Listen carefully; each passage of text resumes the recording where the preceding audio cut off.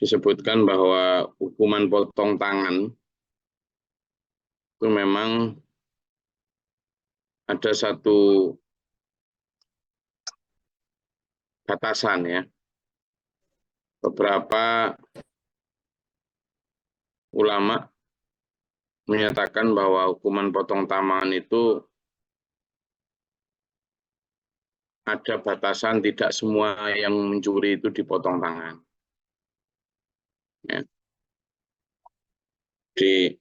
Kalau beberapa mazhab menyatakan bahwa hukum potong tangan itu hanya boleh dipotong kalau mencuri sesuatu yang lebih dari seperempat dinar. Seperempat dinar ke atas itu baru boleh dipotong tangan. Tapi kalau di bawah itu tidak harus dipotong.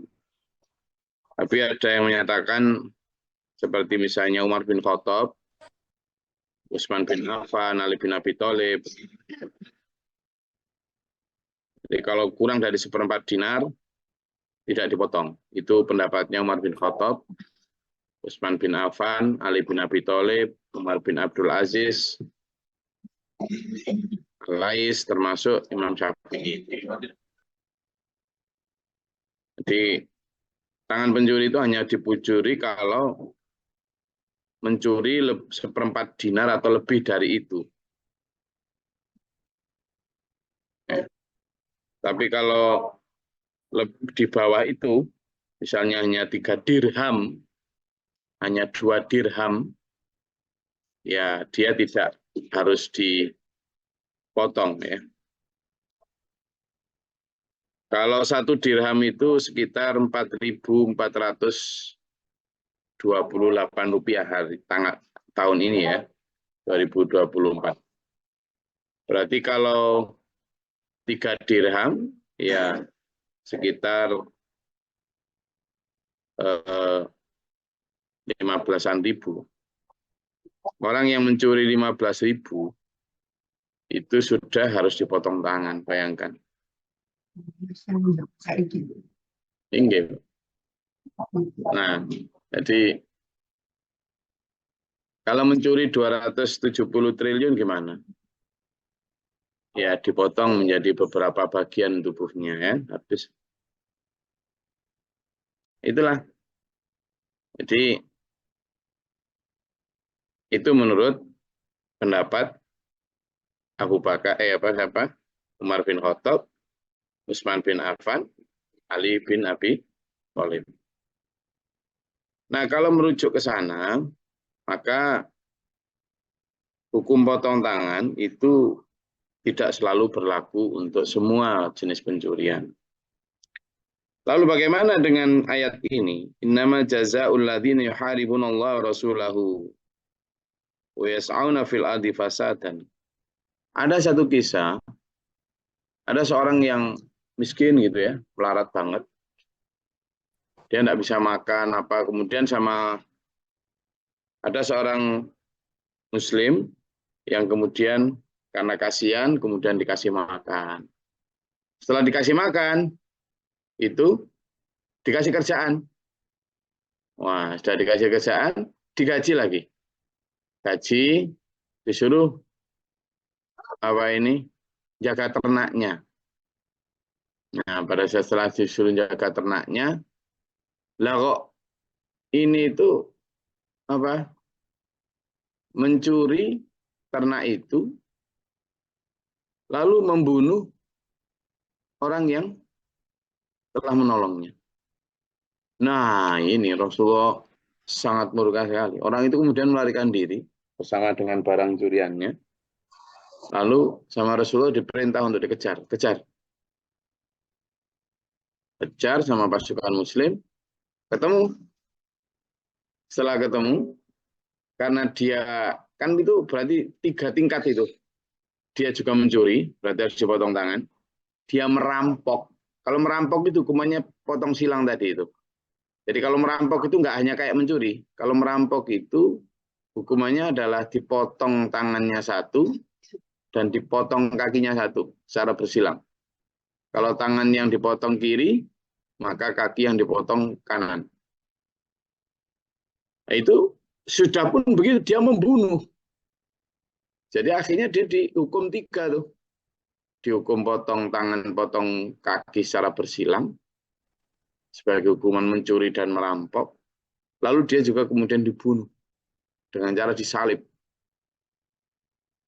Nah, ini yang disebut dengan satu di antara makna dari yuharibunallah rasulahu. Dia telah melawan Allah dan Rasulnya. Di samping yang dimaknai dengan yuharibunallah rasulahu ini adalah hukuman bagi mereka yang orang kafir ataupun orang yang telah memberontak terhadap ajaran Islam padahal dia Muslim. Jadi itu, pertama dibunuh kalau memang dia sudah jelas-jelas memang kafir harbi istilahnya kan. Orang Belanda ke sini, sudah pun dia kafir, menjajah kita, membunuh rakyat kita, ya harus dihukum bunuh juga tuh orang Belanda-Belanda tuh dulu zaman itu. Maka ayyuqattalu, dia harus dibunuh. Awisallabu, atau disalib, atau dipotong aidihim wa arjuluhum min khilafin. Wah, jadi jangan dipikir Islam itu hanya lembut-lembut saja. Lah kalau lembut-lembut saja akhirnya dikuyo-kuyo kayak gini. Nggak ada yang berani melawan kezaliman kan? Baik kezaliman di luar negeri sana, nggak ada. Para pemimpin-pemimpin Islam sudah kadung dinabobokkan oleh Islam itu lembut. Begitu Islam dibunuh kayak di Suriah, di Palestina apa? Ayo kita lembut saja, lembut toh ya habis umat Islam. Jadi lemah lembut kapan, keras dan tegas kapan, itu harus jelas. Nah kayak gini misalnya, zaman mau mengatakan Islam lembut, Hah? Dari mananya lembut kalau hukuman yang harus ditimpakan adalah dibunuh, disalib. Kan gitu, loh disalib kok lemah lembut apanya? Dipotong tangan kanan dan kiri secara bersilang. Au yungfau, atau diasingkan dari bumi. Nah, itu di mana itu diasingkan dari bumi itu? Lemah lembut. Ada kalanya kita harus lemah lembut, ya kan? Dengan cara apa? Yang tidak keras, tapi harus ada saat masa yang harus keras. Lawan Abu Jahal lemah lembut gimana? Tidak bisa. Ngelawan orang yang mau bunuh kita kok disuruh lemah lembut. Kita harus, Islam itu damai.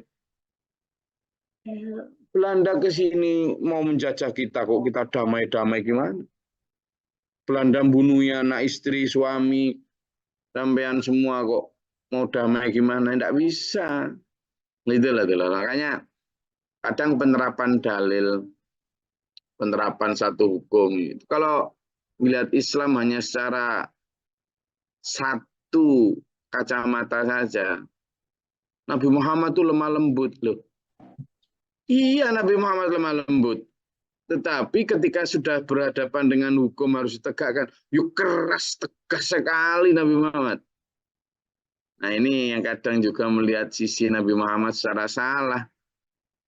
Karena dipikir Nabi Muhammad itu tidak pernah tegas, tidak pernah, terus akhirnya Islam hanya disampaikan secara itu tadi.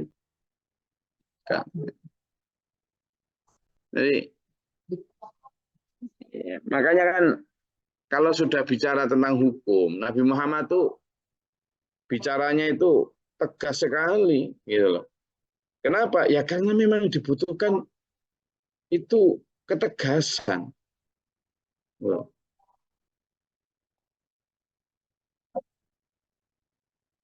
Nah, ini pentingnya kita untuk menjadikan Islam itu dalam kacamata yang utuh. Perintah itu ada juga dalam, coba dibuka tuh. Perintah pada hai orang-orang yang beriman gitu. Itu jelas. Coba dibuka di surat At-Taubah ayat 73. Yang tadi belum baca, gantian. At-Taubah ayat 173.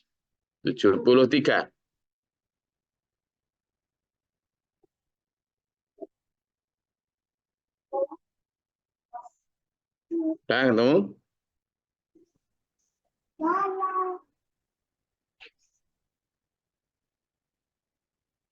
A'udzubillahi minasyaitonirrajim. Bismillahirrahmanirrahim. Wahai Nabi, berjihadlah melawan orang-orang kafir dan orang-orang munafik. Dan bersikap keraslah terhadap mereka. Tempat mereka adalah neraka jahanam. Dan itulah seburuk-buruk tempat kembali. Sadaqallahul adzim. Perintah itu. Nah, ini jarang loh dibaca. Jarang. Islam itu lemah lembut, ya sepakat. Islam itu damai, ya sepakat. Islam itu agama anti kekerasan, ya sepakat. Memang kita dilarang melakukan kekerasan terhadap orang yang lemah, terhadap orang yang tidak melawan kita, terhadap orang yang tidak bersalah. Kita dilarang membunuh, jangankan membunuh, menghina loh dilarang. Iya, betul.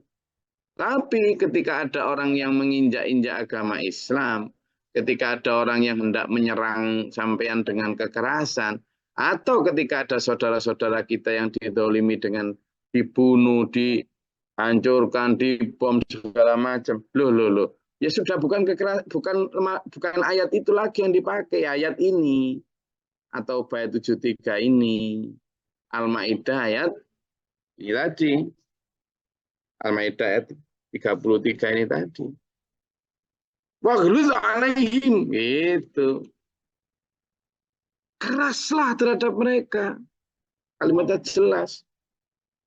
Jadi, supaya apa? Islam itu dipahami secara utuh.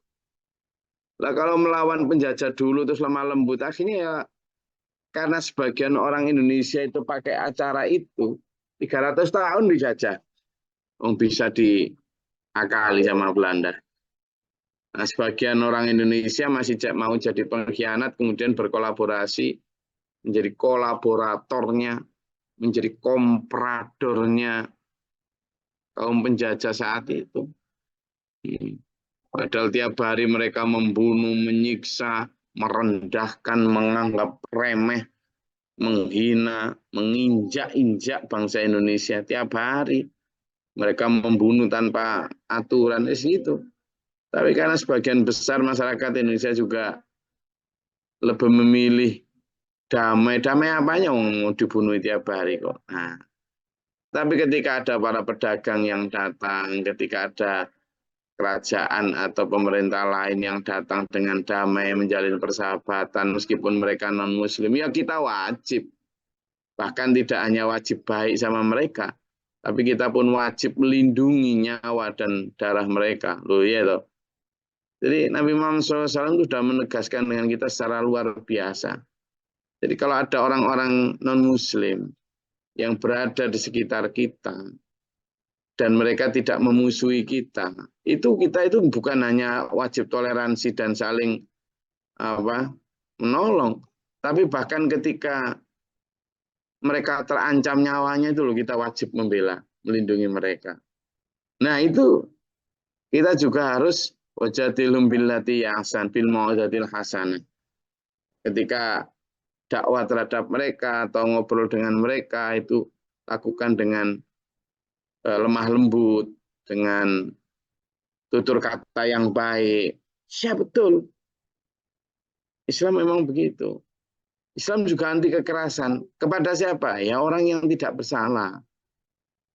Tapi begitu bicara tentang dosa, tentang pelanggaran, Islam tegas sekali tuh, tegas sekali.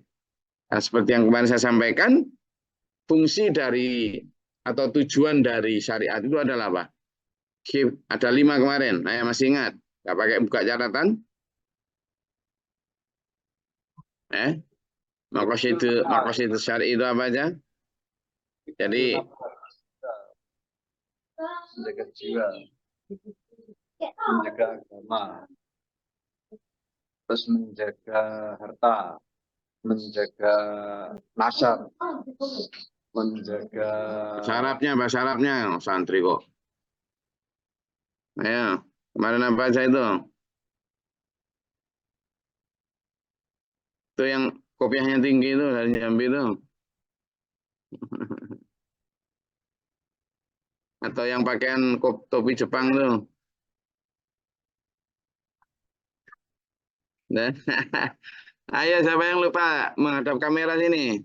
Nggak boleh kalau mau jawab menghadap kamera, kameranya nyalain. Kalau kameranya mati, maka saya nganggap baca kerpean. Ayo sini ada 5 makosidul. Makosidul syar'i itu makosid atau tujuan dari diturunkannya hukum Islam. Apa? Ayo. Apa? Ini Gus, orang-orang depan saya ini juga sudah dari Nabi Mbulu mukanya. Silakan, hadap kamera. Eh, 5 tujuan syariat diturunkan. Yang pertama, hifdun nafas. Kemudian, hifdun din, hifdun nasab, hifdun mal. Terus yang kelima, hifdun akal. Artinya, Yang pertama menjaga diri, menjaga jiwa. Kemudian yang kedua, menjaga agama. Yang ketiga, menjaga nasab. Yang keempat, menjaga harta. Dan yang kelima, menjaga akal. Begitu, Tersun. oke, 100 untuk perwakilan dari Ndolopo. Ada hadiah untuk Anda, ketupat. Hmm, ketupat bentuknya prisma. Ya, ada yang berani lagi? Coba. Karena kita bicara tentang hukum potong tangan, hukum ini bicaranya ada apa sih hikmatut tasyri' wal falsafahnya itu? Apa hikmah tasyri' atau syariat itu dan filsafatnya seperti apa? Kenapa kok harus potong tangan? Kenapa harus bersilang dan sebagainya? Kenapa? Ayo siapa yang 5 tadi loh, khif. Ayo khif itu tadi, jaga ini, jaga itu. Silakan. Nyalain kameranya tapi harus menghadap saya. Saya aja nyalain dari tadi kok. Ya, siapa yang berani? Loh, ya saya biar biar hati ini merasa oh berarti nancep ini ya.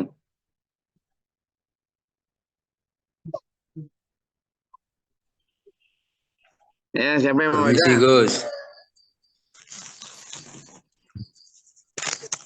ada 5 manfaat dari syariat yang telah Permisi Gus. Nah, ini nancep kok bisa permisi langsung permasalahan. Bean kok gelap gitu, hah?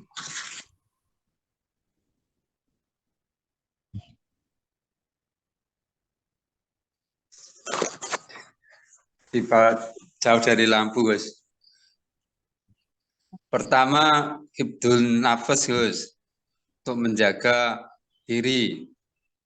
Yang kedua, hibdun din, untuk menjaga marwah agama.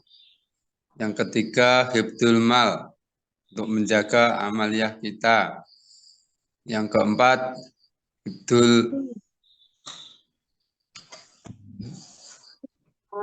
nafas,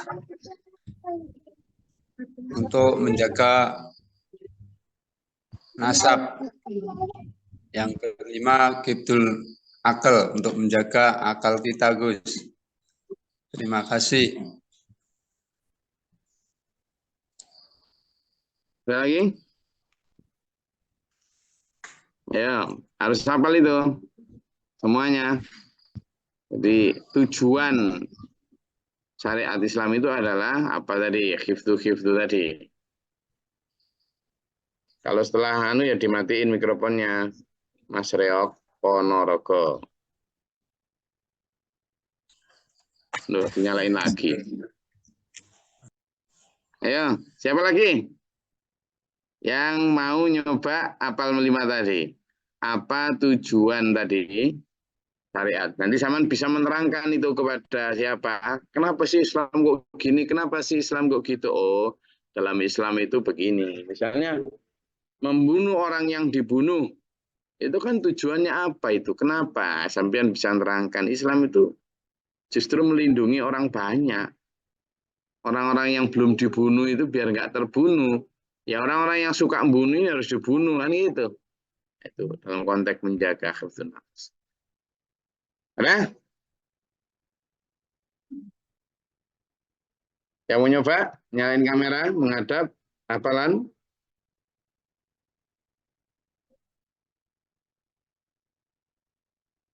Oke. Dilanjut ayat ini, au yungfau minal ardi, atau mereka diasingkan. Kalau dulu dengan cara dibuang dari kampung halamannya ya, selama beberapa lama. Kalau semakin modern sekarang di penjara. Itu juga bisa. Au tuqatta'idhim arjuluhum min khilafin aw yuslabu, ya. Maka bagi Allah lahum khizyun fid dunya, dan itu sudah suatu kehinaan di dunia. Walahum fil akhirati adzabun azim, dan mereka kalaupun hukumannya dibunuh, mereka akan menjadi hamba yang sangat rugi di akhirat nanti. Karena adanya sisa yang pedih. Naudzubillah min dzalik. Illal ladzina tabu min qabli an taqdiru alaihim. Hukum tadi potong tangan dan seterusnya tidak berlaku bagi orang yang sudah bertaubat sebelum dia dikuasai oleh Islam. Jadi misalnya Mekah, dulunya kan belum dikuasai oleh Nabi Muhammad SAW. Nah, orang-orang yang melakukan pelanggaran itu sebelum dikuasai, sebelum Fathul Mekah, ternyata kok bertaubat, nah itu diampuni dosanya. Atau karena mereka tidak tahu tentang hukum Islam sebelumnya. Kalau dia melakukan maksiat seperti yang diterangkan dalam Quran ini, maka mereka tidak boleh dibunuh. Tidak boleh. Kenapa? Karena itu dia lakukan sebelum datangnya Islam ke dalam mereka. Sebelum datangnya hukum itu. Lalu kemudian mereka bertobat, ya tetap lanjut. Tak usah dengan cara ya disilang tadi. Lanjut tobatnya maksudnya. Fa'lamu annallaha ghafurur rahim, dan ketahuilah bahwa sesungguhnya Allah itu Maha Pengampun lagi Maha Penyayang. Oke, sampai di situ. Silakan kalau ada yang mau disampaikan, monggo. Silakan. Pertanyaan atau pernyataan, monggo.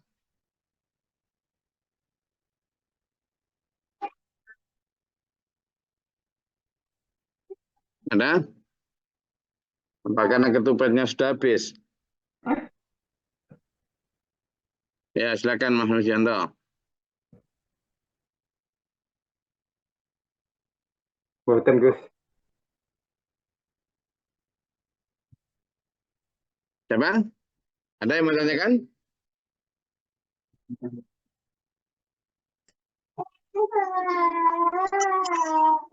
Silakan Pak Idul. Ada pertanyaan, Gus. Ini hukum ini untuk agama Islam atau sesama Islam aja atau non Islam, Gus? Yang menghukumi potong memotong ini, Gus? Itu untuk semua Pak Idul. Jadi untuk semua. Jadi kalau pemerintahnya Islam dan memang menerapkan hukum itu, maka ini berlaku untuk warga negara itu. Berlaku untuk warga negara itu. Nah, kalau nggak mau dengan hukum itu, ya silakan keluar dari negara itu. Biasanya gitu. Karena apa? Kalau di sebuah negara, hukum Islam ini sudah dipatok menjadi hukum resmi negara, ya mulai dari potong tangan, kisos, apa segala macam, itu ya ditegakkan memang. Di Arab Saudi kan banyak itu. Misalnya ada pembantu yang membunuh majikannya, dan sebagainya. Meskipun majikannya itu misalnya, si pembantu ini misalnya Kristen, atau Katolik, atau Hindu, atau Buddha, atau apapun, tapi dia melakukannya itu di negeri Arab sana misalnya, Sementara negeri Arab melaksanakan syariat Islam seperti rajam, potong tangan, dipotong tangan. Yang membunuh ya dibunuh. Banyak kan beberapa TKW yang kemudian dipancung, hukum pancung kalau malah di Arab ya. Jadi itu berlaku. Kalau sudah menjadi hukum positif sebuah negara. Tapi kalau belum menjadi hukum positif ya tidak berlaku. Dan ketika berlaku ya tidak peduli apakah itu muslim atau non-muslim. Ada lagi?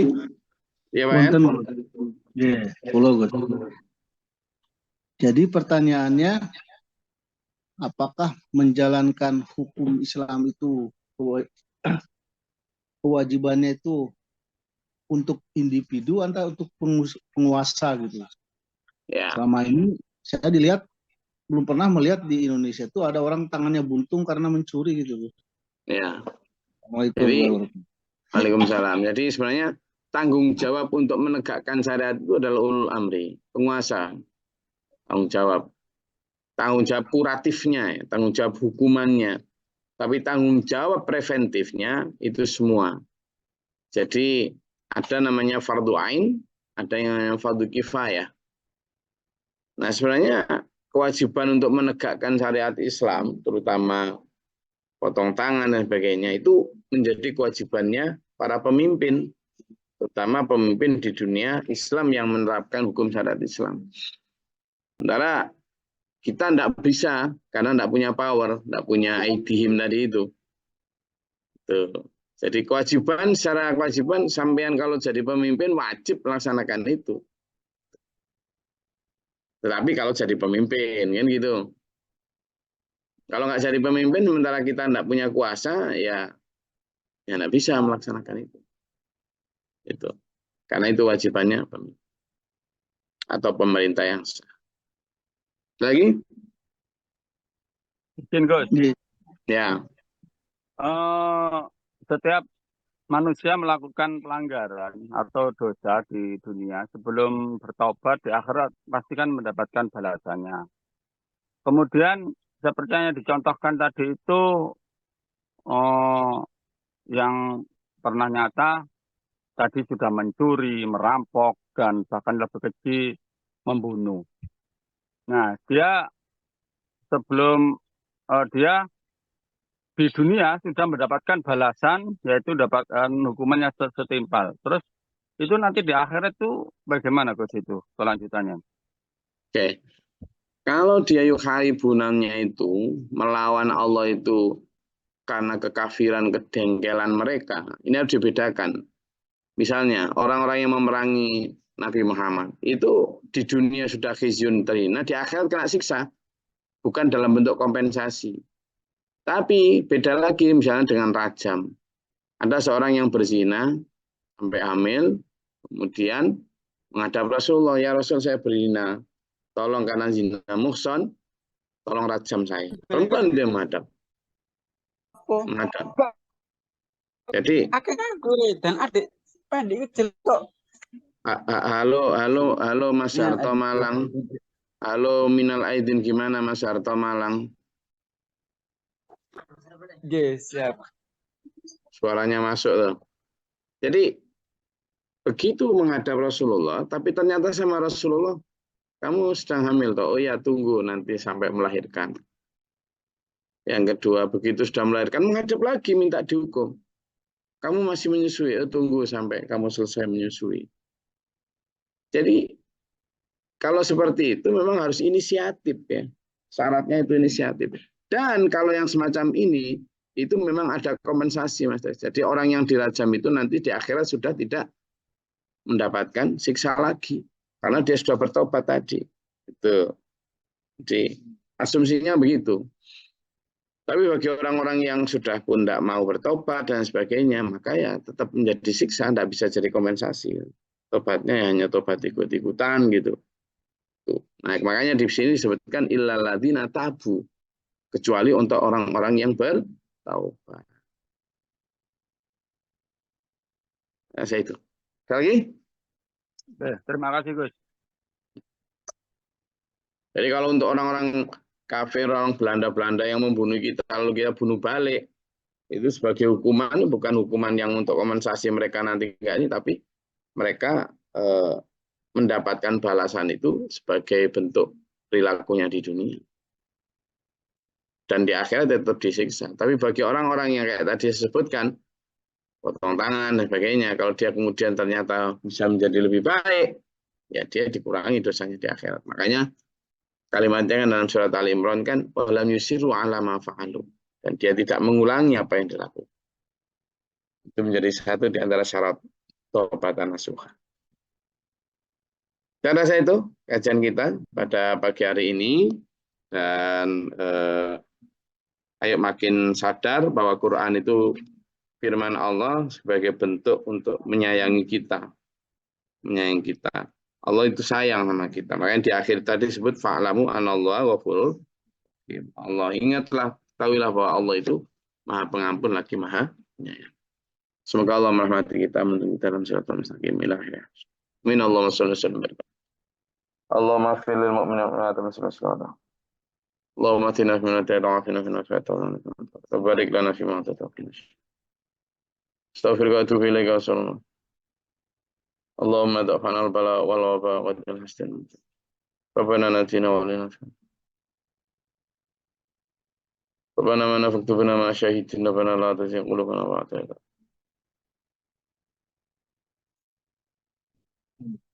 ونفرغ لنا صبرا وثبت أقدامنا وانصرنا. Assalamualaikum warahmatullahi wabarakatuh. Waalaikumsalam warahmatullahi Allahumma arhamna bil Qur'an ja'alhu lana imaman wa nuran Allahumma dhakkirna min masina minhum manzahilna tilawatahu wa